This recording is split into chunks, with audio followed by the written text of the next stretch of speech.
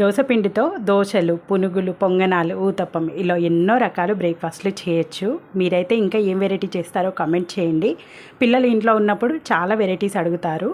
ఇంట్లో ఉన్న వాటితోనే వెరైటీగా ట్రై చేయాలి అనుకుంటే ఒకసారి దోసపిండితో ఈ బన్ దోశ కూడా ఒకసారి ట్రై చేయండి. చేయడం అయితే చాలా సింపుల్. ఒకటి తింటే చాలు, పొట్ట ఫుల్ అయిపోతుంది. దోసపిండిలో కొద్దిగా జీలకర్ర, ఉప్పు, 2 టీ స్పూన్ల వరకు ఉప్మా రవ్వ, కొంచెం వంట సోడా వేసి బీట్ చేసిన తర్వాత సన్నగా తరిగిన క్యారెట్ తురుము, బీట్రూట్, కొత్తిమీర, పచ్చిమిర్చి, ఉల్లిపాయ ముక్కలు వేసేసి మొత్తం అంతా కలిసేట్టుగా కలిపేసి స్టవ్ ఆన్ చేసి ప్యాన్లో కొద్దిగా ఆయిల్ వేసేసి ఆయిల్ అంతా స్ప్రెడ్ చేసిన తర్వాత దోశలు వేసుకునే బ్యాటర్ కంటే 3 క్వాంటిటీలో బ్యాటర్ వేసుకొని లిడ్తో క్లోజ్ చేసి ఒక 2-3 నిమిషాలు సిమ్లో కుక్ చేసుకున్న తర్వాత మరొక వైపు టర్న్ చేసి మళ్ళీ 2 నిమిషాలు కుక్ చేసుకుంటే సాఫ్ట్గా, చూడడానికి కలర్ఫుల్గా బన్ దోశలు రెడీ అయిపోతాయి. చాలా సాఫ్ట్గా ఉంటాయి. పిల్లలైతే భలేగా ఇష్టపడతారు.